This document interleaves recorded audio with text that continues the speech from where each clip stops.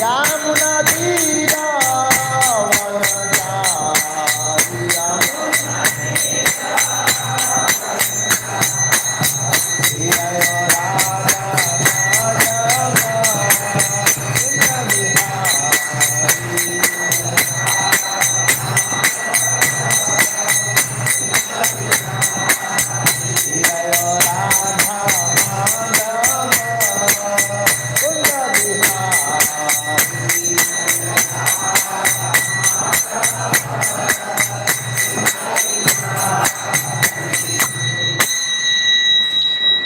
जब विष्णुपाद परमहंस परिवजक आचार्य अष्टोत्तर सत श्री श्रीमद् चरणारविंद भक्ति वेदांत स्वामी प्रभुपाद की अनंत कोटि वैष्णव विंद की भगवद गीता यथारूप की हिताय गोत्र प्रेमानंदे।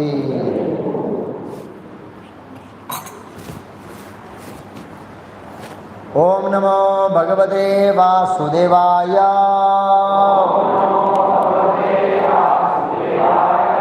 ओम नमो भगवते वासुदेवाय। ओम नमो भगवते वासुदेवाय।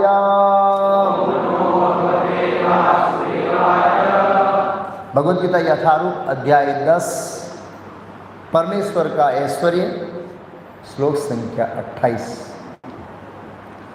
आयुधानाम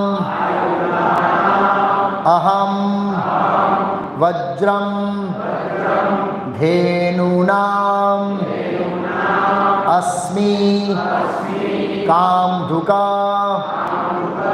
प्रजजन च अस्मि कंदर्पः सर्पाणाम् अस्मि वासुकिः आयुधानां वज्रं धेनूनाम् अस्मि कामधुका प्रजनन च अस्मि कंदर्पः सर्पाणाम् अस्मि वासुकिः आयुधानामहं धेनूनाम् अस्मि कामधुकः प्रजनस अस्मि कंदर्पः सर्पाणाम् अस्मि वासुकिः आयुधानामहं वज्रम् धेनूनामस्मि कामधुकः प्रजनन च अस्मि कंदर्पः सर्पाणाम् अस्मि वासुकिः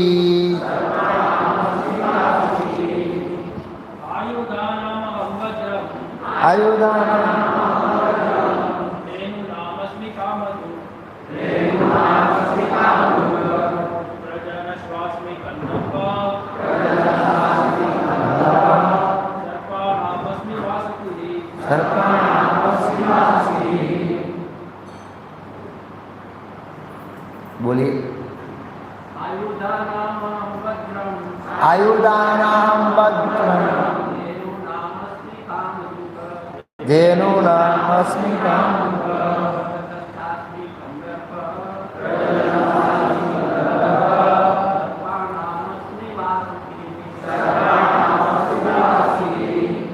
माताएं आयुधानामहं वज्रं धेनूनामस्मि कामधुकः प्रजनन च अस्मि कंदर्पः सर्पाणाम् शब्दार्थ अनुवाद और तात्पर्य शिला ऐसी भक्ति वेदांत स्वामी प्रभुपाद इस्कॉन संस्थापक आचार्य द्वारा शब्दार्थ आयुधानाम हथियारों में अहम मैं हूँ वज्रम वज्र धेनूनाम गायों में अस्मि हूँ कामधुका सुरभि गाय, प्रजना संतान, उत्पत्ति का कारण, च तथा, अस्मि हूँ, कंदर्पः कामदेव, सप्राणाम सर्पों में, अस्मि हूँ, वासुकी ही वासुकी। अनुवाद, हथियारों में मैं वज्र हूँ, गायों में सुरभि, संतति उत्पत्ति के कारणों में मैं प्रेम का देवता कामदेव तथा सर्पों में मैं वासुकी हूँ। तात्पर्य, वज्र सचमुच अत्यंत बलशाली हथियार है और यह कृष्ण की शक्ति का प्रतीक है। वैकुंठ लोक में स्थित कृष्ण लोक की गाय किसी भी समय दूही जा सकती है और उनसे जो जितना चाहे उतना दूध प्राप्त कर सकता है। निसंदेह इस जगत में ऐसी गाय नहीं मिलती, किंतु कृष्ण लोक में इनके होने का उल्लेख है। भगवान ऐसी अनेक गायें रखते हैं जिसे सूरभि कहा जाता है। कहा जाता है कि भगवान ऐसी गायों को चराने में व्यस्त रहते हैं। कंदर पर काम वासना है जिससे अच्छे पुत्र उत्पन्न होते हैं। कभी कभी केवल इंद्रिय भोग के लिए जाति जिनका भोग किया जाता है, किंतु ऐसा भोग कृष्ण का प्रतीक नहीं है। अच्छी संतान की उत्पत्ति के लिए किया गया संभोग कंदर्प कहलाता है और वह कृष्ण का प्रतिनिधि होता है। ओम अज्ञानतिमिरान्धस्य ज्ञानाञ्जन शलाकया चक्षुरुन्मिलितं येन तस्मै श्रीगुरुवे नमः। नमः ओम विष्णुपादाय कृष्णकृष्णाय भूतले श्रीमते भक्तिवेदांत स्वामी इति नामिने। नमस्ते सारस्वते देवे गौरवाणी प्रचारिणे निर्विशेष शून्यवादी पाश्चात्यदेशतारिणे। श्री कृष्ण चैतन्य प्रभु नित्यानंद श्री अद्वैत गदाधर श्रीवास आदि गौर भक्तवृंद। हरे कृष्णा कृष्ण कृष्ण हरे हरे, हरे राम राम राम हरे हरे। तो यहाँ पर कर्मशः भगवान श्री कृष्ण अपने ऐश्वर्यों का वर्णन लगातार कई श्लोकों में कर रहे हैं। अलग अलग दृष्टिकोण से वे अपने विशिष्ट ऐश्वर्यों के बारे में समझा रहे हैं, जिसमें बहुत जिन चीज़ों का नाम ले रहे हैं उस कृष्ण का विशेष शक्ति है। तो यहाँ पर कहा है आयुधानाम अहम वज्रम, आयुध में मैं वज्र हूँ, वज्र। तो प्रश्न होता है, बहुत सारे अलग अलग प्रकार के आयुध है, मतलब आयुध हथियार है, सुदर्शन चक्र का नाम क्यों नहीं लिया है? तो सबसे पराकाष्ठा वाला हथियार है, इसका ही क्यों लिया? ये प्रश्न है। सबसे हाईएस्ट क्यों नहीं लिया भगवान? वज्र का क्यों नहीं लिया? तो याद रखना, सुदर्शन हथियार नहीं है, क्या है? व्यक्ति है। वज्र व्यक्ति नहीं है, वो हथियार है वास्तव में। भगवान के पास शंख चक्र गदा पद्म ये चारों व्यक्ति है, वो हथियारों की श्रेणी नहीं आते हैं। तो भगवान की सेवा करने के लिए ऐसा रूप धारण करते हैं। अपना ओरिजिनल फॉर्म तो मनुष्य जैसा रहता है उनका, जब जरूरत होती है तो अपने आप को ट्रांसफर कर देते हैं भगवान की सेवा करने के लिए। हाँ, लेकिन यहाँ पर वज्र बताया, वो प्रभुपाद जी श्लोक के तत्व में लिखा, वज्र सचमुच अत्यंत बलशाली हथियार है। अस्त्र और शस्त्र अस्त्र और शस्त्र दो शब्द अलग अलग है। हाँ। अस्त्र एक जगह व्याख्या दी गई, मैं भूल गया। शस्त्र, हाँ, जो हाथ में पकड़ मारा जाता है वो शस्त्र, दूर से फेंका जाता है वो अस्त्र, ब्रह्मास्त्र वो अस्त्र, वो हथियार में नहीं आते। हथियार, अस्त्र और शस्त्र तीनों की श्रेणियाँ अलग अलग है। ये वज्र ऐसा है कि हालांकि इसको हाथ में रख के मारा जाता है, लेकिन ये सूक्ष्म असर करता है। हाँ। तो अलग अलग प्रकार के हथियार है, उसमें ये वज्र बहुत शक्तिशाली है। क्यों वज्र शक्तिशाली है? तो इसकी कथा श्रीमद् भागवतम के कौन से स्कंद की आती है? छठे स्कंद में कथा आती है, शायद आपने सुनी होगी। मैं रिपीट करूंगा तो आपको याद आएगा। ये वज्र की उत्पत्ति कैसे हुई, किसी को पता है? हाँ, लेकिन उसका बैकग्राउंड क्या है? क्यों दधीसी मुनि की हड्डियों से ये वज्र बनाने की जरूरत पड़ी? क्यों? खाली हाथ खड़ा करेंगे तो मुझे पता लगेगा किनको याद है, कितने भूल गए। क्यों जरूरत पड़ी? इसका मतलब हम भागवतम नहीं पढ़ते। अगर भागवतम पढ़ते होते तो ये कथा लाइव रहती हमारी।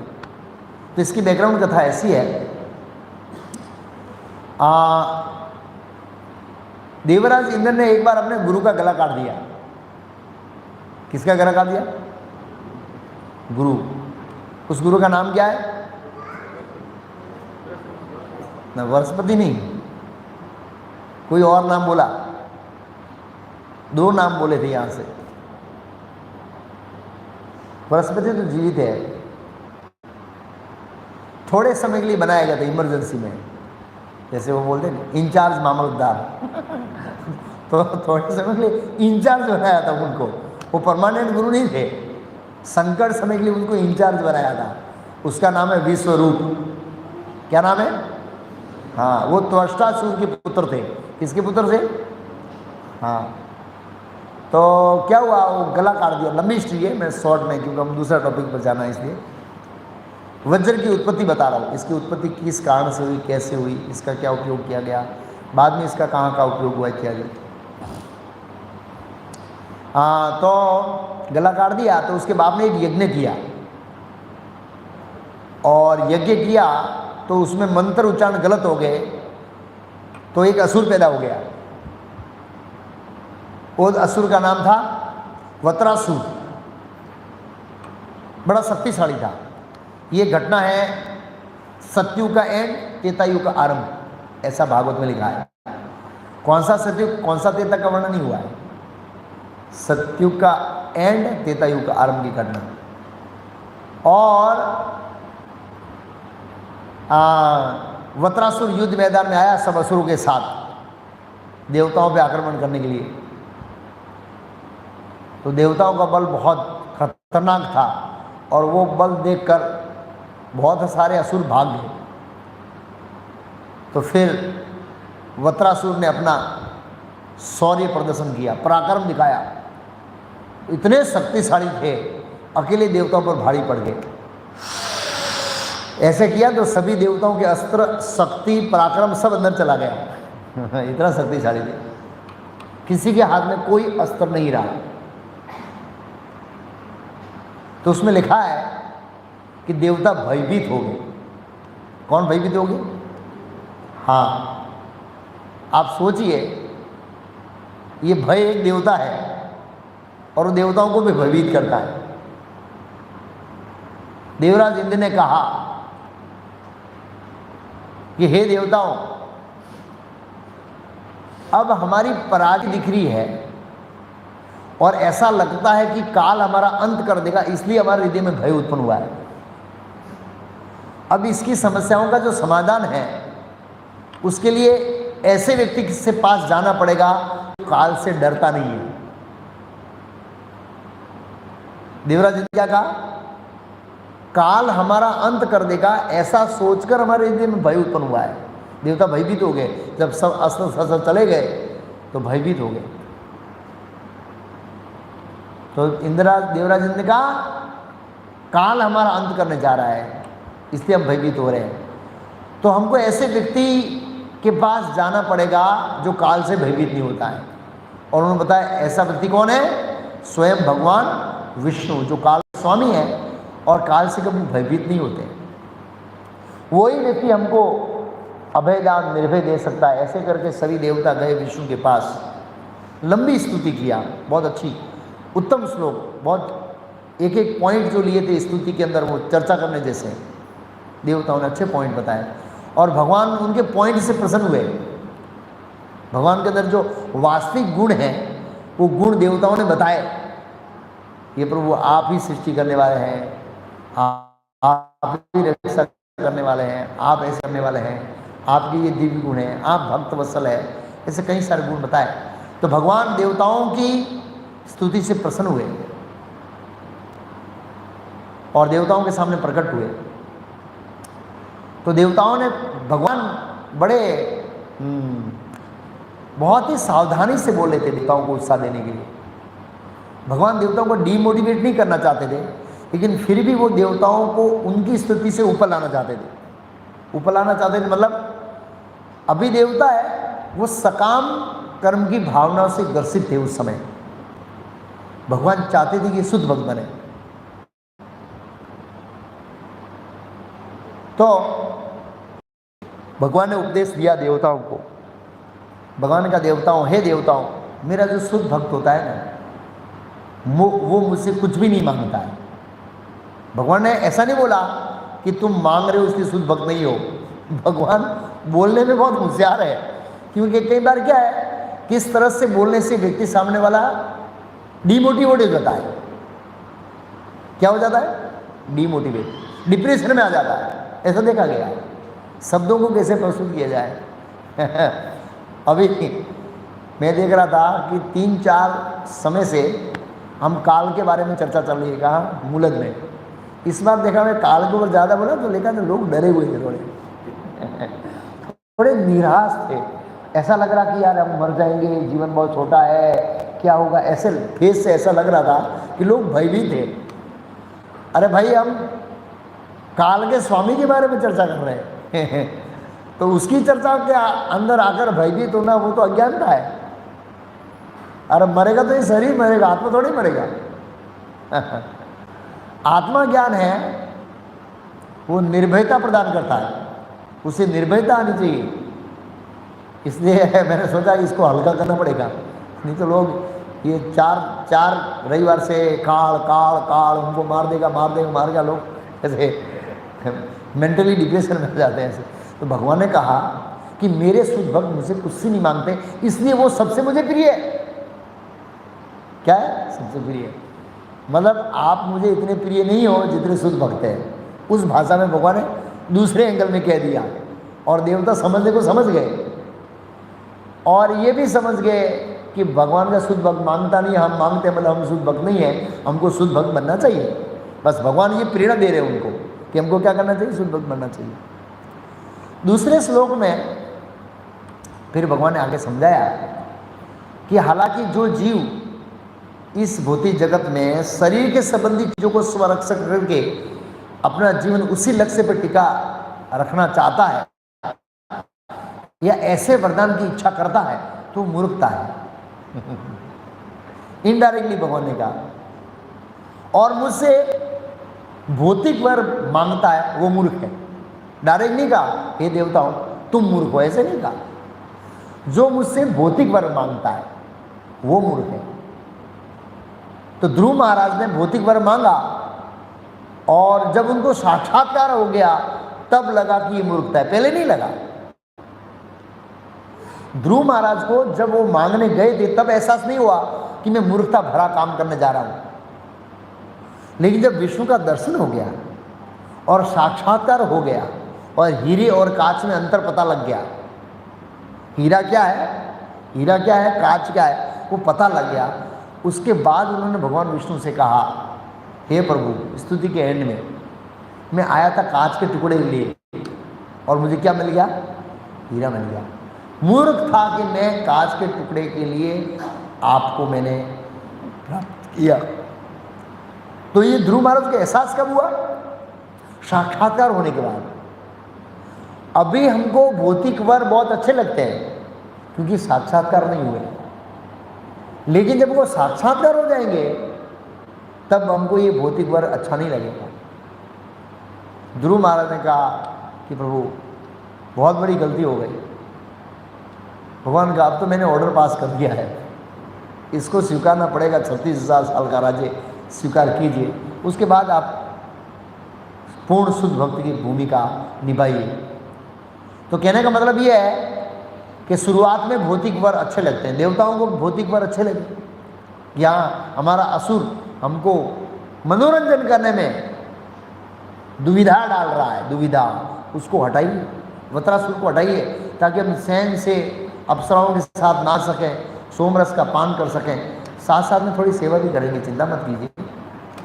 लोगों को हवा देंगे, पानी देंगे, बारिश देंगे, देंगे, हाँ देवता ही देते ना, वो तो करेंगे, कोई प्रॉब्लम नहीं है, प्रकाश वकाश सब देना वो देंगे, लेकिन प्रधान कार्य हमारा क्या है? सोमरस का पान करना, नाचना गाना इत्यादि है, ये हमारा चलना चाहिए। तो भगवान ने इनडायरेक्टली बताया कि आप मूर्ख हैं, क्योंकि देव होने से कभी भी पतन हो सकता है। हम कई सारी स्टोरी समझे, देवराज इंद्र का पतन हुआ था, देवराज इंद्र का पतन हुआ मतलब एक बार तो सूअर बन गए, और एक बार तो वो कमल की डाल में 1000 साल तक बैठे रहे, ये भी एक पतन है ना। अपनी पोस्ट से हटकर, अपने पद से हटकर कमल की नाल में 1000 साल रहना, ये भी एक पतन है। राजा नहुस का पतन हुआ था, छीणे पुणे मृत्यु को लेकर व्यसंती, कभी भी बोला आपका ये पुण्य क्षीण होगा देवताओं, आप कभी भी मनुष्यों में जाएंगे, कितना कष्ट भुगतेंगे। अच्छा होता आपने ये आकर बोला होता कि प्रभु आप हमको आपका प्रेम दीजिए, भक्ति सेवा दीजिए, वैकुंठ की प्राप्ति कराइए, ताकि ये झंझट चला जाए, क्योंकि वैकुंठ के अंदर असुर है ही नहीं। कुंठा, कुंठ में सभी प्रकार से भय है, भय अलग अलग प्रकार के होते हैं, भय में भी बहुत वेराइटी है, भय में भी क्या है? वेराइटी है। कितनी वेराइटी भय में? बच्चों के लिए अलग भय है, बड़ों के लिए अलग भय है, बिजनेसमैन का अलग भय है, पत्नी का अलग भय है, पति का अलग भय है, सेठ का अलग भय है, नौकर का अलग भय है। बहुत सारी वेराइटी है भय के अंदर, अनगिनत वेराइटी है, लेकिन वो भय कहाँ नहीं है? वैकुंठ में नहीं है, किसी भी प्रकार का भय नहीं है वैकुंठ में। तो आपने वैकुंठ न मांगकर ये जो आपको इंद्रिय भोग के अंदर बाधा डालने वाला वत्रासुर है, उसको हटाने के लिए आप मुझे बोल रहे हैं। तो ये तो कैसा हुआ पता है? प्रभुपाद जी एक उदाहरण देते थे, भौतिक वर जो हम प्राप्त करते हैं वो कैसे होते हैं। ये भौतिक वर ही एक प्रकार का। तो उसमें आता है एक बहुत ही बूढ़ी माता थी, वो सिर पर लकड़ी लेके जा रही थी, और थोड़ा हवा आया होगा तो लकड़ी गिर गई, तो भगवानों को पुकारा, हे गोविंद। भगवान आ गए, तो क्या करूं? बोले लकड़ी सिर के ऊपर रख दो। भगवान ने रख दिया और लेके चली गई। तो भार जो हल्का हो गया था, वजन था ना, हल्का हो गया, फिर से ऊपर ऊपर लाद दिया। तो ये भौतिक वर लेने का मतलब है, हमसे जो भार नीचे गिरता है, भगवान बोले उसको ऊपर उठा के रख दो ना। तो भगवान कहते हैं देवताओं को, आप ये जो वजन आपको उतर रहा है उसको ऊपर उठा के रखने की सोच रहे हैं, ये ऐसा है। आप प्रश्न कर सकते हैं ये वजन ऊपर उठने का सिद्धांत क्या है भाई? ये सिद्धांत ऐसा है कि वत्रासुर हटेगा, देवताओं की इंद्रिय तृप्ति चलेगी। जब देवताओं की इंद्रिय तृप्ति चलेगी तो कर्म के फल भी क्या करेंगे? ऊपर चढ़ेंगे, वजन बढ़ेगा। क्या बढ़ेगा? हाँ, वजन बढ़ेगा। और पाप का फल ऊपर चढ़ने का मतलब है वजन बढ़ना, और वजन बढ़ने का फल है कष्ट भोगना। जब हम पाप ज्यादा करेंगे, इंद्रिय भोग करेंगे, तो जीवन में कष्ट। तो हमने कष्टों को न्योता दिया इस तरह से। तो भगवान ने इस तरह समझाया 2 श्लोकों में। उसके बाद उन्होंने कहा, ज़्यादा नहीं बोले भगवान। भगवान ने देखा कि ये डिप्रेशन में आ जाएंगे, ऐसे 2 ही श्लोक में बोले। 2 श्लोक में उनको समझा दिया कि आपको क्या करना है। लेकिन फिर भी देवता अटैच थे, किससे? वत्रासुर को मारने से। भगवान ने कहा चिंता मत करो, आप दधीची मुनि के पास जाओ। किसके पास जाओ? दधीची मुनि का शरीर व्रत, ज्ञान और तपस्या से युक्त है, और नारायण कवच से वो प्रोटेक्शन में है, संरक्षित है, नारायण कवच पहना हुआ है। और विशेष तपस्या करने के कारण मेरा भक्त होने के कारण मेरे विशेष तेज से आवृत है वो। इसलिए जब अश्विनी कुमार को कहिए कि उसके शरीर को मांगे और वो शरीर देगा, और उस शरीर की हड्डियों से विश्वकर्मा जी वज्र बनाएंगे और उस वज्र से आप वज्रासुर को मारेंगे। जब मेरे तेज से युक्त ये वज्र, उसमें लिखा है, भगवान कहते हैं मेरे तेज से युक्त ये वज्र, और यहाँ पर भगवान क्या कहते हैं, हथियारों में क्या हूँ, वज्र हूँ। मतलब स्वयं हथियार कृष्ण नहीं है, लेकिन वो हथियार के अंदर जो पावर है वो कृष्ण का है। कैसे आया पावर? तपस्या किया था दधीचि मुनि ने, व्रत किया था और नारायण कवच को पहन रखा था। ऐसा शरीर दिव्य होने के कारण उसके अंदर, उस शरीर के अंदर तेज आ गया। वही तेज वज्र के अंदर है, इसलिए वज्र इतने सारे लोगों को मार सकता है। ये उसका रहस्य है पूरा। वहाँ भगवान क्लियर करते हैं मेरा तेज, और यहाँ पर भी भगवान क्लियर करते हैं इसलिए से। तो भगवान ने कहा आप जाइए और अश्विन कुमार मांगेंगे और उसे वज्र बनाइए और फिर मारेंगे, तब आपके शस्त्र आपके हाथ में आ जाएंगे। क्या करेंगे? वापस आपके हाथ में आ जाएंगे, तब आप निर्भय हो जाएंगे। और दूसरा एक बात ध्यान रखिए, ये वज्रासुर मेरा भक्त है, वो आपका द्वेष नहीं करेगा, पराक्रम जरूर करेगा, वो अपना पराक्रम बताएगा, लेकिन द्वेष नहीं करेगा। तो याद रखना, एक शुद्ध भक्त होता है और किसी कारण असुर के शरीर में भी चला जाता है, वो द्वेष नहीं करता है। ये पॉइंट बहुत महत्वपूर्ण है। भौतिक जगत में हम सब लोग एक दूसरे से द्वेष करते हैं, मूल हम कृष्ण से द्वेष करते हैं, इसलिए पर सभी जीवों से क्या करते हैं? द्वेष करते हैं। जो सभी जीवों, जो भगवान को प्रेम कर सकता है वो सभी जीवों से प्रेम कर सकता है। प्रभुपाद जी का उदाहरण,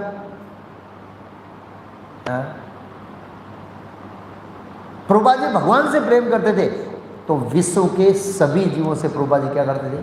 प्रेम करते थे। इसलिए तो पूरे विश्व में गए। जब मैं किसी से प्रेम करता हूं तो उसका भला सोचूंगा ना, मैं कष्ट क्यों लूंगा?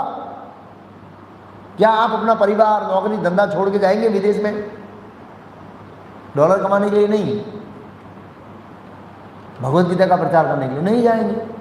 प्रभुपाद जी गए और लोगों ने स्वीकार किया, क्योंकि प्रभुपाद जी उनसे प्रेम करते। आज मैं प्रभुपाद लीलामृत पढ़ रहा था, 10 साल के बाद, 10 साल के में 75 के अंदर प्रभुपाद जी ने न्यूयॉर्क के अंदर यात्रा निकाली। तो प्रभुपाद जी अपने पुराने दिन याद कर रहे थे 66 के, कि इसी रोड पर मैं उस अकेला घूम रहा था, आज मेरे साथ 500 भक्त हैं, उल्लासपूर्ण कीर्तन कर रहे हैं, बहुत बड़ा रथ है, बहुत बड़ा मंदिर है राधा गोविंद जी का। ये सब कृष्ण की कृपा है। वैसे तो प्रभुपाद जी वहाँ देखा कि हजारों लोग, 10 लाख लोगों को प्रसाद खिलाया। वॉशिंगटन पार्क, स्क्वायर पार्क करके पार्क है न्यूयॉर्क शहर में, मैनहट्टन साइड में कहीं लिखा है, जो भी है। कितने लोगों को प्रसाद खिलाया? 10 लाख लोगों को, रास्ते में ये वो। और प्रभुपाद ने देखा कीर्तन में इतने विदेशी लोग जुड़ रहे, इतने नाच रहे। प्रभुपाद जी को संतुष्टि हुई कि ये इतने पापी और अज्ञानी जीव भी कृष्ण का नाम ले। बड़ी संतुष्टि हुई प्रभुपाद जी के हृदय में। क्यों? प्रभुपाद जी उन जीवों के प्रति प्रेम करते थे। जब प्रभुपाद जी रथ यात्रा पूरी हो गई, 2-4 दिन बाद प्रभुपाद जी की तबीयत खराब हो गई, और प्रभुपाद जी का पूरा शेड्यूल था ऐसे, हाँ, मुंबई आना। भक्तों ने बहुत रिझा कि प्रभुपाद जी आप रुक जाइए, तबीयत अच्छी नहीं है। प्रभुपाद जी अड़ंग रहे, अड़ंग रहे, अड़ंग रहे। किसी के अंदर सामर्थ्य नहीं है प्रभुपाद जी को रोकने का। उसमें ससुर मान लिखते हैं, खाली कृष्ण ही रोक सकते हैं। लास्ट मोमेंट तक लिफ्ट के पास गए, उनके सेक्रेटरी ने लिफ्ट का बटन दबा दिया, प्रभुपाद जी रुक जाइए थोड़ी देर। प्रभुपाद जी ने कहा मैं कृष्ण के लिए युद्ध करते करते ऐसे ही मरना चाहता हूँ। मतलब ऐसे ही जीवों को कृष्ण का नाम, कृष्ण की भक्ति देने के लिए ऐसे ही मरना चाहता हूँ, आप मुझे जाने दीजिए। हरे कृष्णा, लिफ्ट में घुस गए। तो कहने का मतलब है वो भगवान से प्रेम करते थे। बाकी क्या ले देना क्या विदेश में भी, भारत में प्रचार करो ना, कहाँ जाओ यार। भारत में गुजरात है, अपना गांव है, कहाँ जाना दूर कष्ट लेना, कोई जानता ही नहीं है, पहचान नहीं है, कोई मदद नहीं करता है, क्यों जाना है? प्रभुपाद जी के प्रेम करते थे। तो अगर हम भगवान से प्रेम करते तो समस्त जीवों को प्रेम कर सकते हैं। बहुत सारे क्या बोले, सॉरी, विश्व के जो नेता लोग हैं वो क्या नाम, यूनाइटेड नेशन एक बोर्ड बनाया, एक कमेटी बनाई है जिसमें वैश्विक भाईचारा लाना चाहते हैं। संभव नहीं है। जब तक लोग कृष्ण को प्रेम नहीं करेंगे तब तक वैश्विक भाईचारे की कोई ऑप्शन नहीं है। और वैश्विक भाईचारे का सैंपल हमारे पास है। कहाँ पर है? मायापुर में। 248 कंट्री के लोग सुबह में क्या करते हैं? एक साथ नाचते हैं, सेवा करते हैं, एक दूसरे का साकार करते हैं, कोऑर्डिनेशन करते हैं। ये सैंपल है। लेकिन सभी सरकार के नेता जब इसमें भाग लेंगे ये सैंपल वास्तविकता में परिवर्तित होगा। प्रभुपाद जी ने सैंपल दिया है, लेकिन सरकार उसमें मदद करेगी, सरकार के नेता मदद करेंगे। हाँ, प्रभुपाद जी ने कहा है, क्या प्रभुपाद जी ने कहा, हाँ, ये जो प्रोग्राम किया वॉशिंगटन स्क्वायर पार्क में, तो वहाँ पर जो पास में एक लेडी रहती थी, उन्होंने कहा कि मेरे जीवन काल के अंदर ऐसा उत्सव कभी नहीं हुआ यहाँ पर। वहाँ पर एक ड्रामा किया गया था, कलयुग और उसका साथी पाप, कलयुग और उसका साथी पाप, कीर्तन किया, प्रसाद वितरण किया, भगवान जगन्नाथ का दर्शन हुआ। और वहाँ पर जो इंचार्ज था उन्होंने देखा कि भक्त लोग स्वयं लास्ट में मैदान को साफ कर रहे हैं। बोला मैंने साधुओं की ऐसी सेवा करते हुए कभी नहीं देखा। तो मेयर आया था लास्ट में, मेयर बड़ी प्रशंसा किया सब चीज़ की। तो प्रभुपाद जी ने कहा, भक्तों ने कहा प्रभुपाद जी वो मेयर प्रशंसा कर रहा था, तो प्रभुपाद जी को तुमको बोलना चाहिए ना कि पार्क में हमको मंदिर बना के दे दो।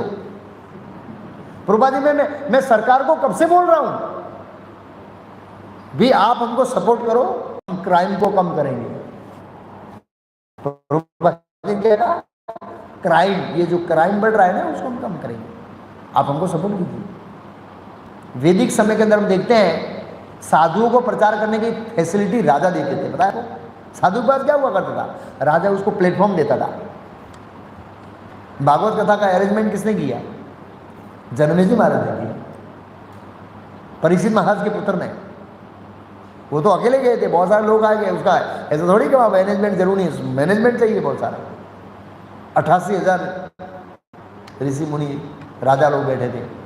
ऐसी बहुत जगह में वर्णन है कि राजा लोग जन सामान्य के लिए श्रवण इत्यादि करने के लिए, साधुओं को प्रचार करने के लिए फैसिलिटी प्रदान करता है। रामायण के अंदर कथा आती है, विश्वामित्र मुनि जब यज्ञ कर रहे थे, यज्ञ एक प्रचार का भाग है, अभी हम संकीर्तन यज्ञ कर रहे हैं, उसमें द्रव्य यज्ञ थे। तो जो रावण के पार्षद थे, पार्षद नहीं बोल सकते हैं, अनुसर, पार्षद तो भगवान के जो अनुयायी थे उनको बोल जाए, अनुसर थे, वो बाधा डाल रहे थे। इसलिए विश्वामित्र मुनि आए और दशरथ महाराज से सहायता मांगी, सहायता चाहिए। हाँ, ये मेरा कर्तव्य है, ये राजा का कर्तव्य है, जो साधुगण धर्म का पालन कर रहे हैं उनको पूर्ण रूप से सहायता की जाए। कहाँ चल रहा है? चलो, आपको नहीं, इन दोनों को, राम और लक्ष्मण को चाहिए। नहीं बोला, मैं राजा हूँ, मेरा कर्तव्य है साधुओं की सहायता करना।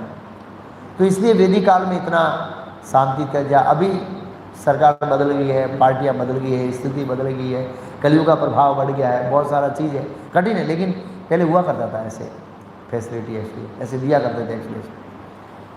हाँ, तो हम भागवत के चौथे स्कंद में थे, बाहर आ गए वापस। तो भगवान ने देवताओं को उपदेश दिया और भगवान का ये भक्त, हम चर्चा करें, भक्त द्वेष नहीं करता है। जब हम द्वेष नहीं करेंगे, भगवान से नहीं करेंगे तो किसी से नहीं करेंगे। भगवान, द्वेष का उल्टा क्या है? प्रेम। भगवान से प्रेम करें, सबसे प्रेम करेंगे उसके से। द्वेष एक बहुत ही दुर्गुण चीज़ है, उसको निकालने का प्रयास करना चाहिए। वो कृष्ण से प्रेम करके ही द्वेष निकल सकता है, नहीं तो नहीं निकल सकता। ये भी याद रखिए। आप, हम ऐसे सोचेंगे हम द्वेष नहीं करेंगे तो ये खाली सोचने मात्र द्वेष जाएगा नहीं, उसके लिए प्रोसेस करनी पड़ेगी। हरे कृष्ण महामंत्र का जप करना पड़ेगा, शास्त्र पढ़ने पड़ेंगे, शास्त्रों की कथाओं को सुननी पड़ेगी, तभी द्वेष जाएगा। इतना आसान नहीं। ये द्वेष जीवों के अंदर भी रहता है। मैंने एक उदाहरण दिया था आपको,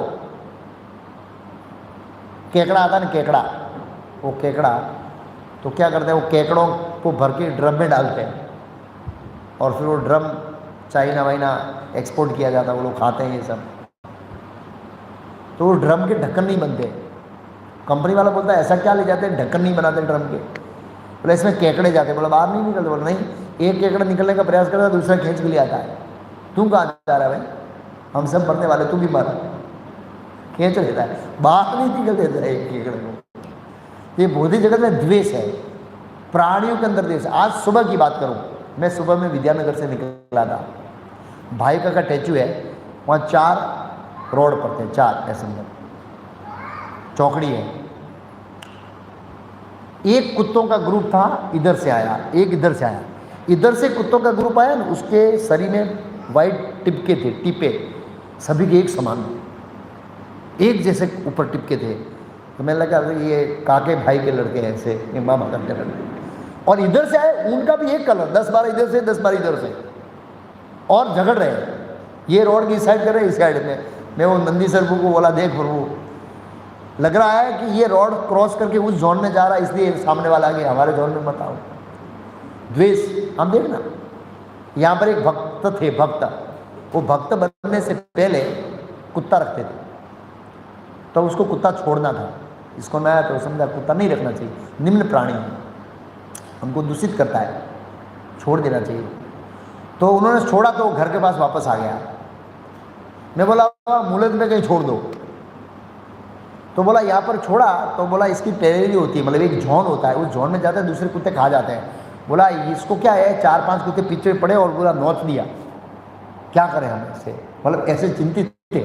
आप सोचिए, अब एक कुत्ते को एक एरिया में रहना भी भारी पड़ रहा है, उसको बेचारे को अपना नया एरिया बनाना पड़ेगा। ये द्वेष है, क्या है ये, हमको लगता नहीं है, लेकिन ये द्वेष है। आप देखना, अनुभव करना, सोसाइटी में, गली में, कहीं भी जाएगा, तुरंत कुत्ता दूसरे पर अटैक करेगा, ये मेरा जोन है, द्वेष है, तू मेरे जोन में क्यों आया। जैसे ये द्वेष दूसरे कंट्री में जाए, बिना वीजा की क्यों आ गया, चल तेरा वीजा पूरा हो गया, चल यहाँ से, क्यों खड़ा है यहाँ पर हमारे देश में, ये द्वेष है। आप सोचिए, एक दूसरे में जाना है तो द्वेष है, देश में वीजा लेकर आओ, ये करके आओ, वो करके आओ, द्वेष। एक इंडियन और फॉरेनर एक दूसरे को द्वेष करते हैं, स्वाभाविक रूप से पाया जाता है बुद्धिज्म। इच्छा द्वेष दंड मोह भारत, ये द्वेष सभी जीवों में रहता है, इवन देवताओं में रहता है, ईर्षा द्वेष इत्यादि रहता है, देखा जाता है। हाँ, तो मेरा भक्त है तो आपसे द्वेष नहीं करेगा, लेकिन पराक्रम जरूर करेगा, ये भगवान ने बोला। और भगवान अंतर्धान हो गए और ये सीधे गए दधीची मुनि के पास। दधीची मुनि को जाकर कहा भगवान विष्णु ने भेजा है। जैसे हम किसी बड़े व्यक्ति को जाते हैं तो पहले रेफरेंस देते हैं बड़े व्यक्ति का, सर इसने भेजा है, तो क्या है, फिर वो इस हिसाब से बात करता है। आप समझे, कई बार कुछ काम निकलना होता है, खास करके सरकारी ऑफिस में, तो बड़े का रेफरेंस देना पड़ता है, तब वो बहुत अच्छे से व्यवहार करता है। नो डाउट दधीची मुनि तो बड़े निष्काम थे और महान व्यक्ति थे, और उन्होंने अश्विनी कुमारों के माध्यम से वो शरीर की मांग किया। क्यों मांग किया पता है? अश्विनी कुमारों से क्यों मांगा? क्योंकि अश्विनी कुमारों का संबंध अच्छा था। किसके साथ? दधीची मुनि के साथ। क्यों? कई बार क्या है, किसी का काम निकलना तो दूसरे संबंध का जैक लगाना पड़ता है, ऐसा भी देखा जाता है, पहचान। तो दधीची मुनि और अश्विनी कुमारों का क्या संबंध है, किसी को पता है? अश्विनी कुमार वैद्य थे, और वैद्य होने के कारण वैदिक मंत्र, वो वैद्य शूद्र में आते हैं, वैद्य शूद्र में आते हैं। स्वर्गलोक में भी ब्राह्मण क्षत्रिय वैश्य शूद्र है, आपको पता है? देवताओं में भी ये डिवीजन है। बृहस्पति ब्राह्मण में आते हैं, इंद्र क्षत्रिय में आते हैं, और वसु इत्यादि वैश्य में आते हैं, और वैद्य दूसरे ये सब जो है ये शूद्र में आते हैं। देवताओं में भी ये श्रेणी है। ये 14 प्लैनेट के अंदर ये वर्णाश्रम का डिवीजन है। ऐसा नहीं है कि खाली पृथ्वी लोक पर है, ऐसा नहीं है। तो इसके ये मंत्र के अधिकारी नहीं थे अश्विनी कुमार, तो इनको ये मंत्र किसने दिया? दधीची मुनि ने दिया। नारायण कवच ये सब बहुत सारे मंत्र दिए, इसलिए इनका संबंध अच्छा था। इसलिए उन्होंने कहा कि आपका शरीर दो, ताकि विश्वकर्मा उसके शरीर से वज्र बनाएंगे और वज्र से हम लोग वत्रासुर को मारेंगे। ऐसी भगवान विष्णु की आज्ञा है। 2 श्लोक में मजाक में बोला दधीची मुनि ने, लेकिन देवताओं का हृदय स्पर्श करे ऐसा बोला। बोलो वो देवताओं को शिक्षा देना चाहते थे। दधीची मुनि का, हे देवताओं, क्या आप नहीं जानते हैं कि जब जीव शरीर छोड़ता है कितनी पीड़ा होती है? क्या इस पीड़ा से आप अवगत नहीं हैं? ऐसा करके प्रश्न चिन्ह पूछा। बोलो आप जानते हैं कि व्यक्ति मरता है तो कितनी पीड़ा होती है? आप मुझे मेरा शरीर त्याग कराने के लिए आए हैं और मेरी हड्डियों से वज्र बना, आपको पता है मेरे को कितनी पीड़ा होगी? आप अपने स्वार्थ के लिए दूसरों को पीड़ा देते हैं। इनडायरेक्टली उनका कहना ऐसा था। दूसरे श्लोक में कहा कि जीव का ये स्वभाव है कि वो अपना शरीर छोड़ना नहीं चाहता और अपने अस्तित्व और अपने शरीर को टिकाने के लिए कठिन श्रम करता है, और यहाँ तक कि उसके पास जो भी शक्ति, धन, बुद्धि इत्यादि सब कुछ है वो अपने शरीर को बनाए रखने के लिए लगा देता है। और हम देखते हैं बहुत ही जगत में कई व्यक्ति कहीं बहुत बीमार हो जाता है तो जितनी संपत्तियां लगाओ उसके ऊपर, बस ऑपरेशन के ऊपर ऑपरेशन करो, लाखों रुपया खर्च करो। डॉक्टर को बोलता है डॉक्टर पैसा की चिंता मत करो लेकिन इसको बचाना है। ऐसा बोलते हैं कई बार, पता है ऐसे बोलते हैं हम लोग। क्यों? क्योंकि इन सबसे प्राण शरीर बहुत प्यारा है हमको, पैसों से, पद से, सबसे प्यारा है। तो ऐसा बताया और उन्होंने बोला अगर भगवान विष्णु मांगने आएंगे ना तो भी इसको नहीं देगा व्यक्ति। अगर स्वयं विष्णु आ जाए मांगने तो भी नहीं देगा। बात सही है। भगवान बोले कि शरीर दे देंगे हम। नहीं बोला प्रभु मैं भक्ति करूंगा नहीं शरीर में, क्या प्रॉब्लम है? मैं माला तो करता हूँ, आपकी भक्ति करता हूँ, क्यों ले रहे आप प्रभु? सेवा करता हूँ इस शरीर से। नहीं देंगे प्रभु, नहीं देंगे। सीरियस, हमारी इतनी भक्ति नहीं है कि भगवान मांग रहे वो शरीर दे दो, नहीं देंगे। 2 श्लोकों में ऐसा उपदेश दिया उन्होंने। और जिन्होंने दूसरों लोगों के हित के लिए शरीर का बलिदान दिया है, मतलब शरीर देकर नहीं, शरीर के माध्यम से वो शरीर देना ही हुआ एक तरह, उसको समझाएंगे, उसका यश तीनों लोगों में फैल गया है। कौन मुनि है, सॉरी कौन राजा थे वो? शरीर का मांस काट के दिया था शिवी महाराज। दानवीरों में भी शिवी महाराज और त्याग में भी शिवी महाराज का बहुत विख्यात नाम है। भगवान कृष्ण ने भी शिवी महाराज की प्रशंसा किया था, ऐसा एक जगह लिखा है। देवराज इंद्र और अग्निदेव दोनों ने शिवी महाराज की दानशीलता का परीक्षा लिया। ये कितने बड़े दानी हैं, ये कथा महाभारत में आती है। एक बन गया कबूतर और एक बन गया बाज पक्षी और जाके गिरा किधर? शिवी महाराज की गोद। बचाइए, वहाँ पर राजा है, मैं आपकी प्रजा हूँ, मेरी रक्षा कीजिए। और शिवी महाराज उस समय चाइना के राजा होते तो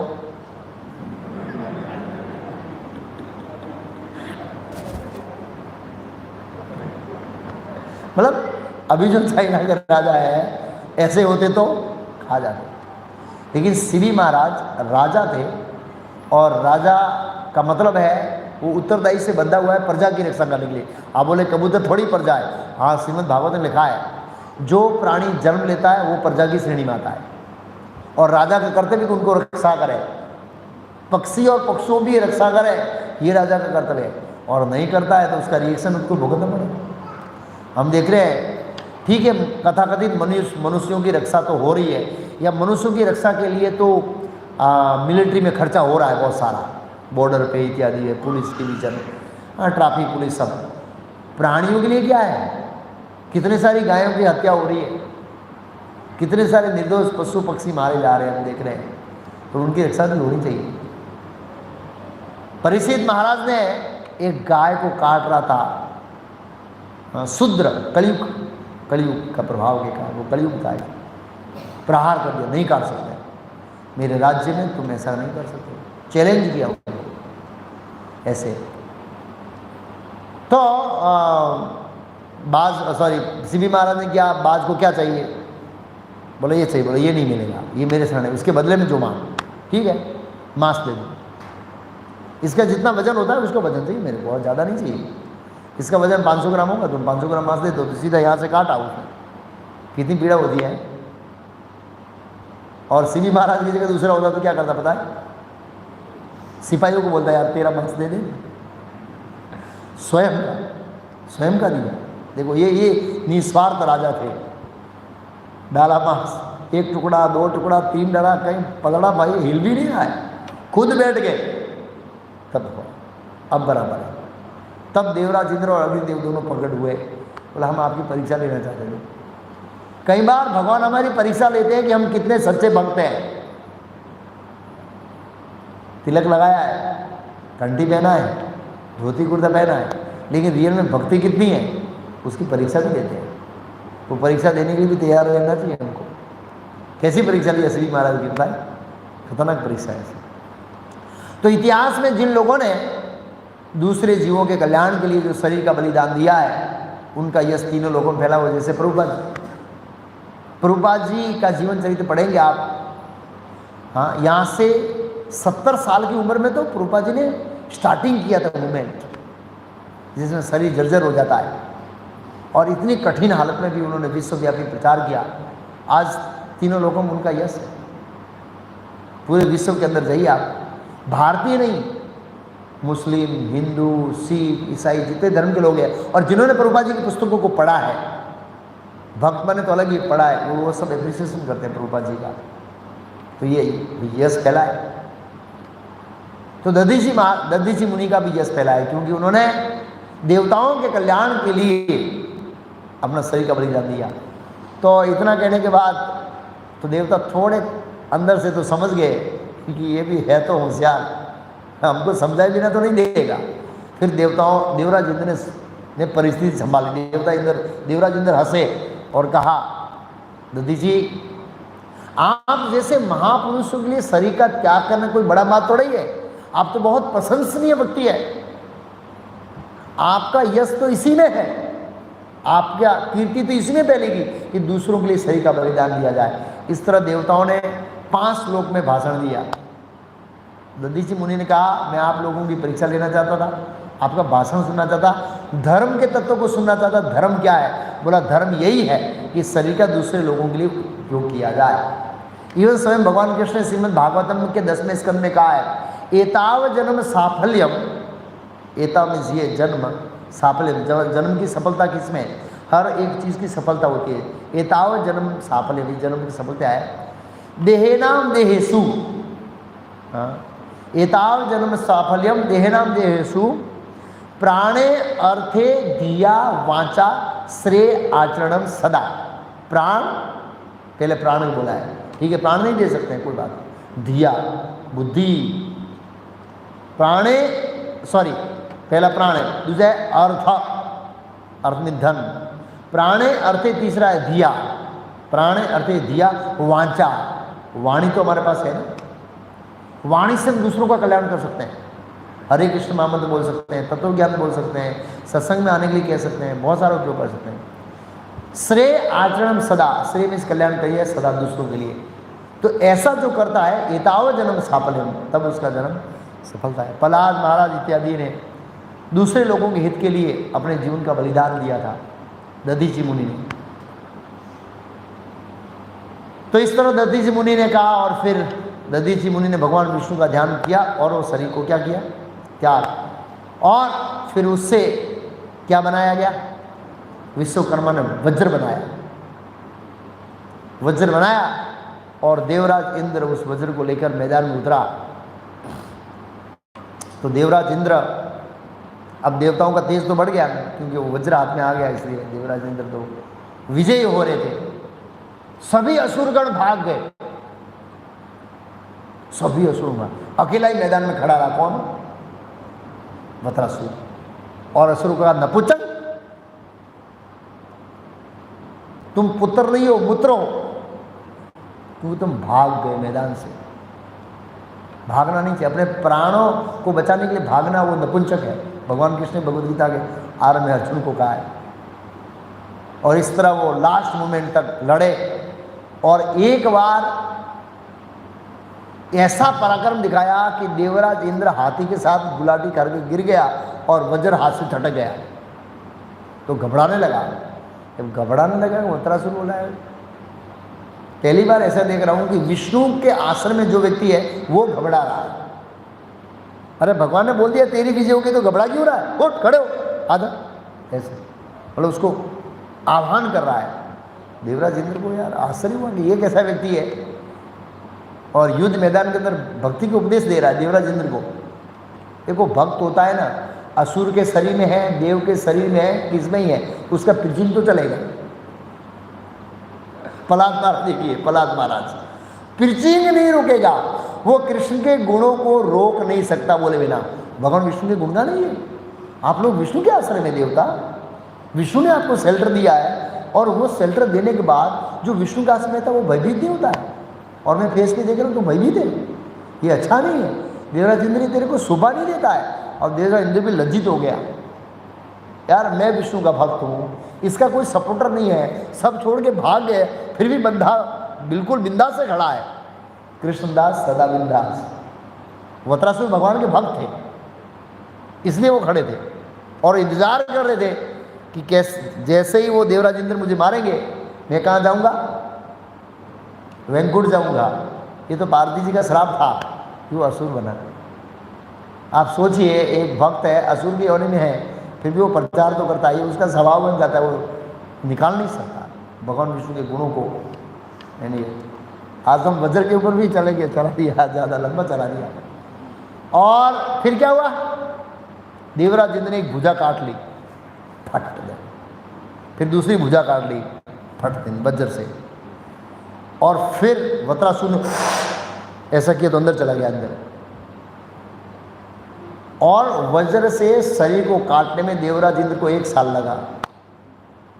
इतना बड़ा वत्रासुर था, ऐसा भागवत में लिखा है। आप सोचिए कितना साल लगा शरीर को काटने में। और वहाँ पर भागवत में एक फोटो है जहाँ वत्रासुर की भुजाएं कटी और गिरे, वहाँ पर देवराज इंद्र इतने छोटे लग रहे हैं। कितने छोटे लग रहे हैं, उसके कंपैरिजन में इतने छोटे देवता बैठा है। अब हुआ क्या बता, अब हुआ क्या, जब वत्रासुर मर गया तो ये ब्राह्मण का पुत्र था, तक्षासुर ब्राह्मण थे। मैं बोला स्वर्ग में भी ब्राह्मण क्षत्रिय वैसे शूद्र होते हैं, देवताओं में भी। ब्रह्म हत्या का पाप लगा। किसका पाप लगा, तो देवराज इंद्र ने कहा आओ देवताओं हम बांट लेते हैं। बोला क्या, ब्रह्म हत्या का पाप? नहीं, हम क्यों बांटे भाई, हमें थोड़ी मारा है, वज्र तुमने मारा है, हम चले गए, सब देवता छोड़ के चले गए। और वहां पर फोटो है कि देवराज इंद्र अकेला ऐसे करके शिला पर बैठा है, एक पत्थर की शिला पर ऐसे करके बैठा है, और 2-4 लोग उसको समझा रहे उसके चेले। बोला शौक मत कर, ये देवता भी ऐसे है, ये पाप का भागी बनना नहीं चाहते। और देवराज इंद्र के ऊपर पाप आया और थोड़े समय के अंदर डाकण के रूप में वो ब्रह्म हत्या जीती, डाकण का रूप लेके आई। और देवराज इंद्र कहाँ छुप गए, कमल की नाल में एक मक्खी जैसे होकर बैठे रहे 1000 साल तक। ये स्थिति है। भगवान ने पहले ही कहा था, क्या कहा था, जो मेरे से भौतिक वरदान मांगता है वो मूर्ख है। अब भगवान की बात मांग ली तो शुद्ध भक्ति का वर मांगा होता तो यहाँ पर मक्खी जैसा छोटा बनकर थोड़ी बनना पड़ता। और उसमें लिखा है कि देवताओं को आहार कौन पहुंचाता है, पतिया, देवताओं को आहार कौन पहुंचाता है, देवताओं को आहार सप्लाई कौन करता है, अग्निदेव। हम यज्ञ में करते हैं और वो उसको ट्रांसफर करता है। उनकी सिस्टम अलग सिस्टम है। मतलब लेकिन ऐसा नहीं है कि एक राइस दाल सब्जी चपटी बनाए और अग्निदेव उसको दे के आगे, ऐसा नहीं है। वो सूक्ष्म होता है उनका पोषण। अब अग्नि तो पानी में जा नहीं सकता है, अग्नि पानी में नहीं जा सकता है ना, ये तो पानी के अंदर बैठा है। वो ब्रह्म हत्या डाकण आए नहीं, इसलिए तो उसको खाना कौन दे रहा है, 1000 साल के मर नहीं जाएगा। उसमें लिखा लक्ष्मी जी देती थी। भगवान विष्णु का भक्त होने का लक्ष्मी जी ने उनसे कृपा किया, लक्ष्मी जी वो उनको आहार सप्लाई करते थे, ऐसा लिखा है। होगा भगवान का आपको भक्त ऐसे जो भी है। तो कहने का मतलब ये है कि देवराज इंद्र को ये वरदान तो लिया, बेचारा संकट में फट गया, फिर यज्ञ किया और वो दोष से मुक्त हो गए इत्यादि। इसलिए से जो भी इस तरह से ये वज्र का बैकग्राउंड। गायों में मैं सूरभी हूँ, धेनु माम अस्मि काम दुखा। प्रभुपाद जी ने कहा सूरभी गाय भौतिक जगत में नहीं है। क्यों? कि उसको कभी भी दूध निकाल सकते एनी टाइम। सुरभि गाय की दो विशेषता है, स्पेशलिटी है, कभी भी दूध निकाल सकते हैं और जितना चाहिए उतना, अनलिमिटेड। क्योंकि आध्यात्मिक जगत में सब चीज़ क्या है, अनंत है, कोई चीज़ की पराकाष्ठा नहीं है, कोई चीज़ की, वो वहाँ है। और भगवान कृष्ण ऐसे सुरभि गायों को चराते हैं। क्या है, चिंतामणि परकर सदपसु कल्प वृक्ष लक्षावर्तेषु सूरवीर अभिपालयंतम, सूरवीर अभिपालयंतम, मतलब भगवान कृष्ण विशेष ऐसे गायों का पालन करते हैं और पालते हैं, और पालने के बावजूद ऐसी गायों को चराने में व्यस्त रहते हैं। और वृंदावन में हम देख सकते हैं, भगवान जब कुमार अवस्था में आए, थोड़े बड़े हो गए, जैसे ही थोड़े समझदार हो गए, नंद महाराज ने तुरंत उसको सेवा दे दिया, क्या चराना है, गाय। क्योंकि नंद महाराज वैश्य थे, वैश्य का कार्य क्या है, गोरक्षा वाणिज्यम, गाय की रक्षा और वाणिज्य मतलब खेती करना। तुरंत अपने पुत्र को शिक्षा दे दिया, बेटा गायों का पालन करो। और ये तो भगवान का अपना स्वाभाविक कार्य है, गायों को आनंद देना, गायों को चरा, भगवान कृष्ण चराते हैं। प्रजजन च अस्मि कंदम बहा, संतति उत्पत्ति के कारणों में प्रेम का देवता हूँ। भगवद गीता के 7वें अध्याय के एक श्लोक में भगवान कृष्ण ने कहा था, धर्म विरुद्धो कामो अस्मि भर्तृषभ, धर्म विरुद्धो धर्म अविरुद्धो कामो अस्मि भर्तृषभ, हे समस्त भरतवंशियों में श्रेष्ठ, धर्म के विरुद्ध जो नहीं है ऐसी काम वासना मैं हूँ। ये काम वासना भगवान ने बनाई है, लेकिन वो धर्म के विरुद्ध नहीं होनी चाहिए। धर्म के विरुद्ध नहीं होने सेंस मतलब यहाँ पर लिखा है प्रभुपाद तात्पर्य में कि संतान उत्पत्ति के लिए होनी चाहिए, ये पर्पस है इसका। दुर्भाग्य आधुनिक युग के कारण, कलयुग के कारण और स्पेशली मॉडर्न गैजेट के कारण बहुत सारे लोग इस काम वासना के शिकार हो रहे हैं। बच्चों से लेकर बूढ़े तक इसका शिकार हो रहे हैं, ये समस्या है। और इसका प्रभाव इतना तेजी से फैल रहा है जिसकी कोई व्यक्ति कल्पना नहीं कर सकता। इसलिए हम भौतिक जगत में देखते हैं कि पहले तो हम देखा करते थे कि अविवाहित पुरुष स्त्री में संबंध स्थापित होते थे, अभी ज़्यादातर उससे ज़्यादा विवाहितों में होता है। ये काम वासना के कारण है, कलयुग के प्रभाव के कारण इसका ये दुरुपयोग हो रहा है। इसमें बताया है प्रजजन च अस्मि कंदभा, सतति उत्पत्ति के कारण में प्रेम का देवता कामदेव हूँ। कामदेव का मतलब काम वासना हुआ इस वजह से। और धर्म विरुद्धो कामो अस्मि, हम धर्म के विरुद्ध नहीं है ऐसा काम मैं हूँ। वो काम वासना भगवान है। जब काम वासना का उपयोग संतान उत्पत्ति के लिए किया जाता है तो वो काम वासना भगवान कृष्ण है। और ये काम वासना इसलिए इतना स्ट्रांग है क्योंकि आध्यात्मिक जगत में जीव और भगवान के साथ जो प्रेम का संबंध है, जो प्रेम है, वो प्रेम का रूपांतर भौतिक जगत में ट्रांसफर हो गया है काम के रूप में। जैसे फूड होता है, फूड अगर रूपांतर होता है तो पॉइजन बनता है, जिसको फूड पॉइजन कहते हैं। अच्छा आहार है लेकिन उसका रूपांतर वो बिगड़ जाता है तो फूड पॉइजन बन जाता है। ऐसे ही जो भगवान के हमारे साथ का प्रेम का संबंध है वो भौतिक जगत के अंदर रूपांतर हुआ है काम वासना के रूप में, जो इस भौतिक जगत में व्यक्ति को जकड़े रखता है अंत तक। और इसको आधुनिक नेताओं ने, आधुनिक वैज्ञानिकों ने, आधुनिक विचारकों ने इस काम वासना को इतना चढ़ा बढ़ा कर प्रस्तुत किया है कि हर व्यक्ति इस काम वासना से ग्रस्त है और त्रस्त है और परेशान है। और भगवद गीता में भगवान ने बताया कि ये काम वासना ऐसा चीज़ है, इसको भोगने से घटती नहीं है, बढ़ती है। इसलिए विवाहित जीवन है जिसमें ये संयमित जीवन जीने का प्रयास करना चाहिए। ये संयमित करने के लिए गैर जीवन है। इसको ये काम वासना संयमित हो सकती है, जीरो नहीं हो सकती। ऐसा नहीं कोई विवाह करेगा तो काम वासना से मुक्त हो जाएगा, ऐसा नहीं है। तो आप सबको अनुभव है, तो यात्री महाराज का बहुत पहले एक्सपीरियंस किया है कि जितना भोगता है उतना बढ़ता है। इसलिए इसको संयमित करना है, संयम में लाना है। तो संयम में लाने के लिए गृहस्थ आश्रम है। इसलिए दुर्भाग्य है कि स्त्रियों को ये काम वासना का मतलब वो समझा जाता है मशीन, तो ये गलत है। इससे दोनों के बंधन और इच्छाएं बढ़ती है और भौतिक जगत में रहने का ज़्यादा दिन बढ़ावा मिलता है इसमें से। फिर आगे का सर्पणानाम अस्मि वासुकी, सर्पों में वासुकी, नाग, आगे नाग का आएगा अनंत शेष का, तो नाग के अंदर अनंत फेण होती है, सर्प के अंदर एक ही फेण होती है, ये अंतर है। अब यहाँ पर पूर्ण करते हैं हम लोग, एक ही श्लोक हुआ। अनंत शेष की कथा हम अगली बार सुनेंगे, गरुड़ जी की कथा। हरे कृष्ण। तो दधीचि मुनि के में शिक्षा है दूसरों जीवों के कल्याण के लिए, देवताओं का कल्याण करने के लिए अपने शरीर का बलिदान दिया। निसंदेह भगवान हमसे ऐसी आशा नहीं रखते हैं कि हम दधीचि मुनि की तरह शरीर दे दें दूसरों के कल्याण के लिए, लेकिन फिर भी प्राणे अर्थे धिया वाचा श्रेय आचरणम सदा एताव जन्म साफल्यम देही नाम देशु। प्राणे अर्थे धिया वाचा, हमारी क्षमता के अनुसार प्राण अर्थ धिया वाचा कैसे भी करके दूसरों जीवों का कल्याण, श्रेय कल्याण करने के लिए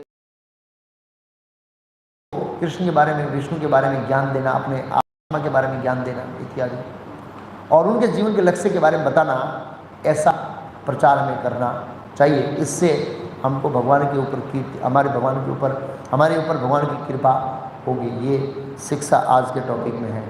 हरे कृष्णा। है ना उसमें?